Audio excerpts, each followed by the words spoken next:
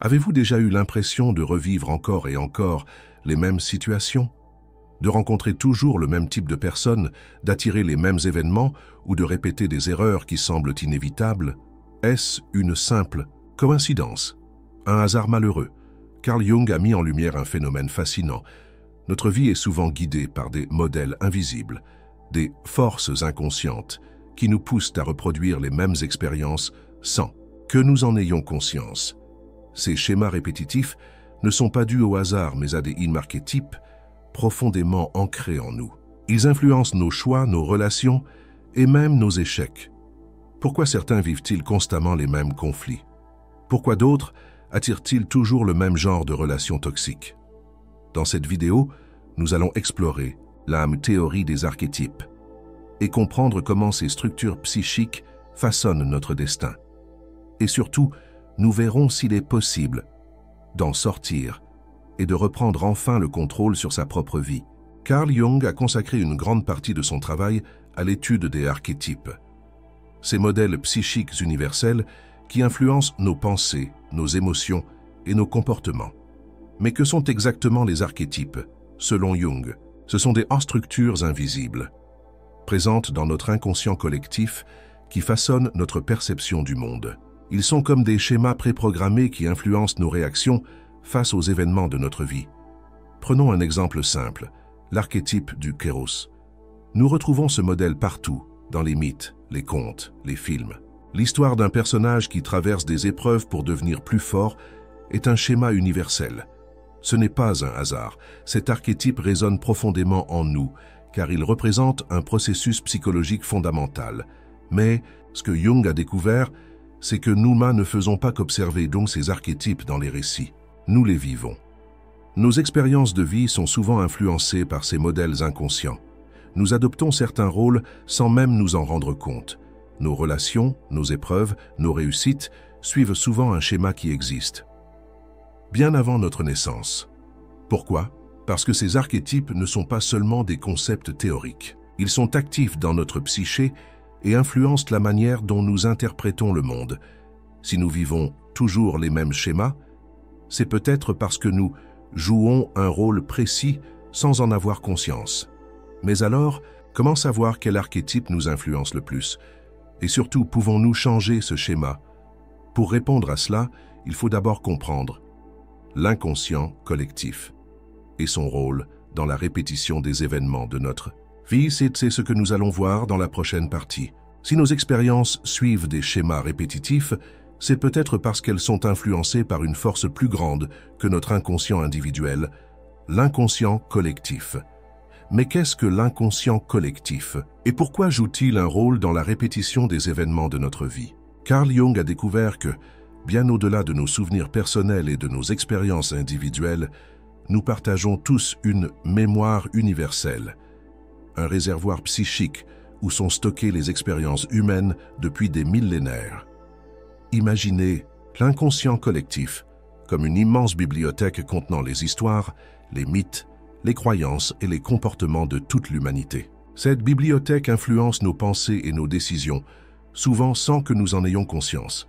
Mais alors comment cela peut-il expliquer pourquoi certains événements se répètent dans notre vie? Parce que l'inconscient collectif nous pousse à rejouer des scénarios anciens. Prenons un exemple, quelqu'un qui, tout au long de sa vie, attire toujours le même type de relations toxiques. Il peut penser qu'il s'agit simplement d'un mauvais hasard. Mais en réalité, son inconscient collectif le ramène sans cesse vers le même archétype relationnel. Peut-être joue-t-il inconsciemment le rôle de la victime dans l'archétype du sauveur et du persécuteur. Peut-être cherche-t-il une figure parentale, un guide, un dominant. Ces scénarios ne sont pas nouveaux. Ils existent depuis toujours et nous y sommes connectés sans même nous en rendre compte. L'inconscient collectif est une force puissante et tant que nous ne comprenons pas son influence, nous reproduisons les mêmes histoires encore et encore. Mais alors, comment ces archétypes s'expriment-ils dans notre vie de manière concrète? Pour le comprendre, explorons l'un des archétypes les plus puissants et récurrents, l'archétype du héros, ou pourquoi certains vivent toujours les mêmes luttes et défis. C'est ce que nous allons voir dans la prochaine partie. Pourquoi certaines personnes semblent-elles revivre les mêmes épreuves encore et encore, comme si elles étaient condamnées à un combat perpétuel. Carl Jung a identifié un archétype qui joue un rôle clé dans cette dynamique. L'archétype du héros. L'archétype du héros est profondément enraciné dans notre inconscient collectif. Il représente l'individu qui traverse des épreuves, affronte des obstacles et cherche à se dépasser. On le retrouve dans les mythes, les contes et même dans notre propre vie. Mais voici ce que peu de gens réalisent. Si vous vous sentez constamment en train de lutter, si votre vie ressemble à une série de batailles sans fin, il est possible que vous soyez pris au piège de cet archétype sans en avoir conscience. Pourquoi? Parce que l'inconscient nous pousse parfois à nous identifier à un rôle. Et lorsque nous acceptons ce rôle inconsciemment, nous attirons à nous des situations qui nous forcent à le jouer encore et encore. Prenons un exemple concret. Une personne qui a toujours l'impression de devoir se battre pour tout dans sa vie, que ce soit au travail, en amour, dans ses projets, est peut-être influencée par l'archétype du héros. Elle cherche inconsciemment des défis et se retrouve systématiquement dans des situations qui nécessitent un combat. Cela peut se traduire par des relations difficiles où elle doit toujours prouver quelque chose, des environnements professionnels, où elle doit constamment se battre pour être reconnue, une tendance à repousser les solutions faciles, car elle ne se sent valorisée que lorsqu'elle surmonte un obstacle. Ce schéma se répète, non pas parce que la personne est malchanceuse, mais parce que son inconscient la pousse vers ces scénarios. Mais alors, peut-on sortir de ce cycle et cesser de jouer le rôle du héros? La clé est de prendre conscience de ce modèle et de se poser la question suivante. Et si ma vie n'avait pas besoin d'être une bataille? Et si je pouvais avancer sans toujours être en mode survie? Mais le héros n'est pas le seul archétype qui piège les individus dans des schémas répétitifs. Il existe une autre force encore plus puissante qui nous pousse à répéter nos erreurs encore et encore, l'archétype de l'ombre. C'est ce que nous allons explorer dans la prochaine partie. Pourquoi refaisons-nous parfois les mêmes erreurs, même lorsque nous savons qu'elles nous nuisent? Pourquoi avons-nous tendance à reproduire des schémas destructeurs, comme si quelque chose nous empêchait d'en sortir? Carl Jung a découvert une force cachée derrière ces comportements répétitifs, l'archétype de l'ombre. L'ombre représente tout ce que nous refusons de voir en nous-mêmes, toutes les émotions refoulées, les blessures non guéries, les aspects de notre personnalité que nous rejetons ou que nous avons appris à cacher. Mais voici ce que Jung a compris. Ce que nous refusons d'affronter en nous finit toujours par se manifester à l'extérieur. Lorsque nous ignorons notre ombre, elle influence nos décisions de manière inconsciente et nous pousse à revivre les mêmes situations encore et encore. Prenons un exemple concret. Une personne qui a été trahie dans le passé peut, inconsciemment, se méfier de toute relation future, mais plutôt que d'en être consciente, elle peut projeter sa peur sur les autres, croyant que ce sont eux qui sont dangereux ou indignes de confiance. Résultat, elle attire à elle des situations qui confirment cette croyance, renforçant qu'ainsi le schéma initial, l'ombre agit comme un miroir invisible. Si une personne se sent toujours rejetée, incomprise ou en conflit avec les autres, il y a de fortes chances que ce psychisme soit un aspect non reconnu de son propre psychisme qui crée ces situations. Autre exemple, quelqu'un qui se sent constamment exploité ou sous-estimé peut avoir enfoui une partie de lui qui ne sait pas poser de limites ou qui pense au fond ne pas mériter mieux. Tant qu'il ne reconnaît pas ce schéma, il continuera à attirer des personnes qui renforcent cette dynamique. Jung expliquait que la seule façon de briser ce cycle est d'intégrer notre ombre, c'est-à-dire d'accepter et de comprendre ces parties cachées de nous-mêmes. Mais comment faire? La première étape est d'identifier nos schémas répétitifs et de nous poser cette question essentielle. Et si ce que je vis à l'extérieur était en réalité le reflet d'une partie de moi que je refuse de voir? Prendre conscience de cela permet de commencer à transformer ces répétitions inconscientes en opportunités d'évolution. Mais l'ombre n'est pas le seul archétype qui influence notre comportement. Un autre archétype fondamental façonne nos relations et peut nous enfermer dans des schémas répétitifs, l'archétype du parent. C'est ce que nous allons voir dans la prochaine partie. Pourquoi certaines personnes semblent-elles toujours retomber dans les mêmes dynamiques relationnelles, Pourquoi certains attirent-ils systématiquement des partenaires, amis ou collègues qui rejouent les mêmes scénarios? Carl Jung a identifié un archétype clé derrière ces schémas répétitifs. L'archétype du parent. L'archétype du parent influence profondément notre manière d'interagir avec les autres, car il façonne notre perception de l'autorité, du soin et du besoin de protection. Que nous en soyons conscients ou non, cet archétype joue un rôle central dans nos relations. Prenons un exemple concret. Une personne qui, dans son enfance, a grandi avec un parent absent ou autoritaire peut, une fois adulte, rechercher inconsciemment ce même schéma PAMA dans ses relations amoureuses ou professionnelles. Elle peut être attirée par des partenaires qui répètent inconsciemment ce modèle, car son inconscient cherche à recréer ce qu'il connaît. De la même manière, certains individus adoptent inconsciemment le rôle du parent dans leurs relations. Ils ont tendance à protéger, guider et parfois contrôler leur entourage, reproduisant ainsi un schéma où ils prennent la responsabilité émotionnelle des autres. Cela peut se manifester par l'attirance pour des personnes qui semblent avoir besoin d'être sauvées, une difficulté à dire non ou à poser des limites, un sentiment de devoir toujours prendre soin des autres, même à son propre détriment. La répétition de relations où l'on se sent incompris ou utilisé. Pourquoi? Ce schéma se répète-t-il?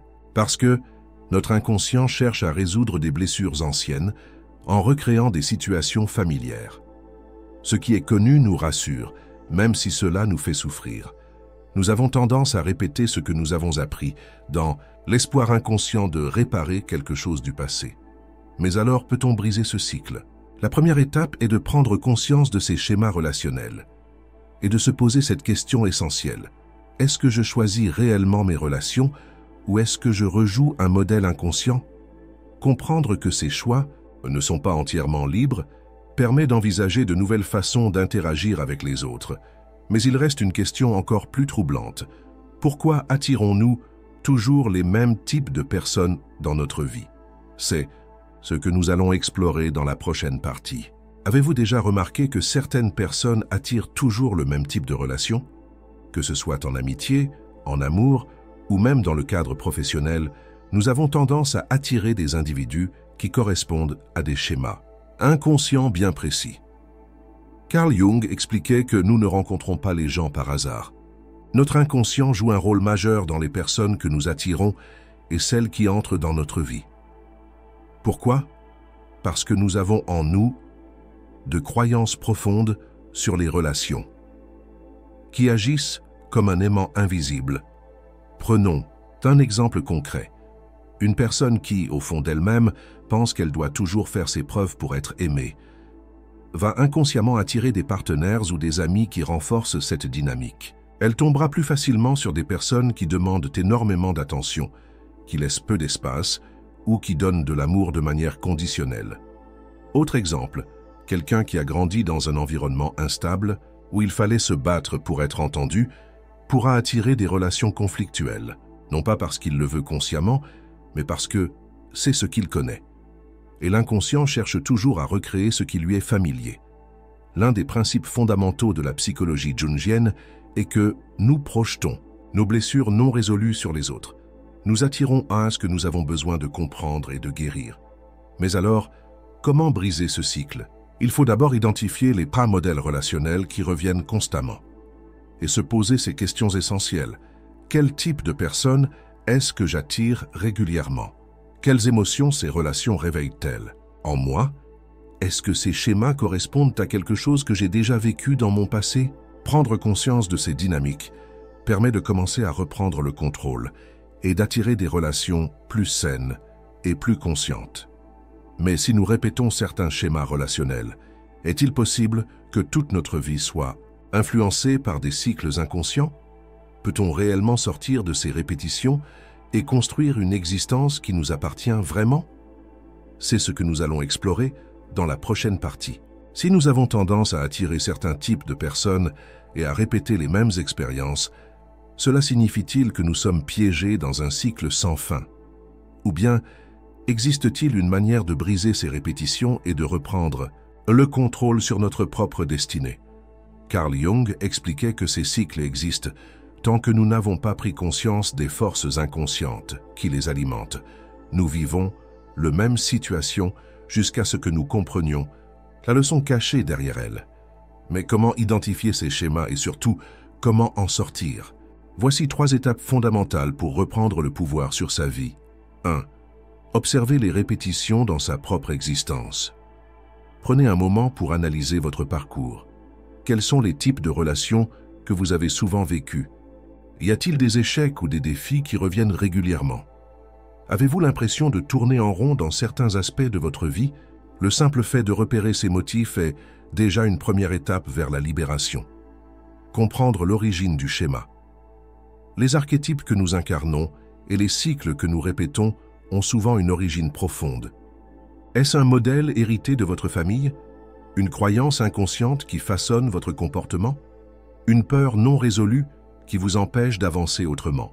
3. Changer de rôle et réécrire son histoire. Une fois que vous avez identifié votre schéma, demandez-vous quel rôle est-ce que je joue inconsciemment dans ma vie? Et si je décidais de changer de perspective et d'agir différemment? Carl Jung expliquait que nous avons le pouvoir d'intégrer ces expériences au lieu de simplement les subir. Si vous prenez conscience que vous avez toujours joué le rôle du héros qui lutte, peut-être est-il temps de choisir une autre approche, de trouver des solutions plus fluides. Si vous réalisez que vous incarnez l'archétype du parent, en portant les autres sur vos épaules, peut-être pouvez-vous apprendre à poser des limites. Ce processus de transformation ne se fait pas du jour au lendemain, mais il marque le début d'une nouvelle façon de vivre. Mais alors, sommes-nous vraiment libres de changer notre destin? Ou y a-t-il des limites à cette transformation? C'est ce que nous allons voir dans la prochaine partie. Si nous avons le pouvoir d'identifier et de briser les cycles répétitifs, cela signifie-t-il que nous sommes totalement libres de façonner notre destin? Ou bien y a-t-il des limites à cette transformation? Carl Jung nous met en garde sur un point essentiel. Changer ses schémas inconscients ne signifie pas rejeter son passé ou renier son histoire. Trop souvent, nous pensons que la solution est de tout effacer et de devenir une nouvelle personne. Mais la véritable transformation ne passe pas par le rejet, elle passe par l'intégration. Voici 3 vérités essentielles à comprendre sur le changement personnel. 1. Nous ne pouvons pas tout contrôler, mais nous pouvons choisir notre réponse. Il est impossible d'empêcher tous les événements extérieurs d'arriver. Des défis continueront à surgir, mais ce qui change, c'est notre manière d'y réagir. Prenons un exemple. Si vous avez toujours attiré des relations toxiques, le but n'est pas de fuir toute interaction humaine, mais de développer une nouvelle façon d'interagir et d'établir des limites claires. Les schémas inconscients ne disparaissent pas, mais ils évoluent. Même lorsque nous prenons conscience de nos répétitions, il est possible qu'elles reviennent sous d'autres formes. Ce n'est pas un échec, c'est simplement une invitation à approfondir encore davantage notre connaissance de nous-mêmes. L'individuation n'est pas un but, mais un processus. Jung appelait individuation le chemin qui mène à la pleine réalisation de soi. Ce n'est pas une destination finale, mais un travail constant sur nous-mêmes. Nous évoluons à travers nos expériences, nos prises de conscience et les ajustements que nous faisons sur notre propre comportement. Alors, sommes-nous prisonniers de nos schémas inconscients? Ou pouvons-nous véritablement nous en libérer? La réponse est simple. Nous sommes libres de choisir la manière dont nous vivons notre propre histoire. Nous ne pouvons pas changer le passé, mais nous pouvons décider de ne plus le laisser diriger notre avenir. Dans la dernière partie, nous allons voir comment appliquer ces principes au quotidien et faire en sorte que notre vie ne soit plus dictée par des répétitions inconscientes. Nous avons exploré ensemble comment les archétypes et l'inconscient collectif influencent nos vies, comment certains événements semblent se répéter et pourquoi nous attirons toujours les mêmes types de situations. Alors, sommes-nous condamnés à revivre les mêmes schémas encore et encore? Carl Jung nous apporte une réponse précieuse. Tant que nous ne prenons pas conscience de ces mécanismes, nous les subissons. Mais dès l'instant où nous les identifions, nous commençons à retrouver notre liberté intérieure. Se libérer des cycles répétitifs ne signifie pas éliminer tout ce qui nous influence. Cela signifie apprendre à voir, comprendre et intégrer ces schémas pour enfin les transcender. La clé réside dans aussi la conscience et l'action. 1. Observer les répétitions dans notre vie et comprendre leur origine. Accepter que notre inconscient joue un rôle et que nous avons le pouvoir de le transformer en Otari. Faire des choix plus conscients, en prenant du recul sur nos réactions automatiques. Votre histoire ne se limite pas à des schémas préprogrammés. La question est, êtes-vous prêt à prendre le contrôle sur votre propre destinée? Partagez votre réflexion en commentaire. Avez-vous déjà remarqué des schémas répétitifs dans votre vie? Pensez-vous que nous pouvons vraiment les dépasser? Et si cette exploration vous a interpellé, n'hésitez pas à partager cette vidéo avec quelqu'un qui pourrait aussi se poser ces questions. Merci d'avoir suivi cette analyse jusqu'au bout et à très bientôt pour une nouvelle plongée dans les mystères de la conscience et de l'esprit humain.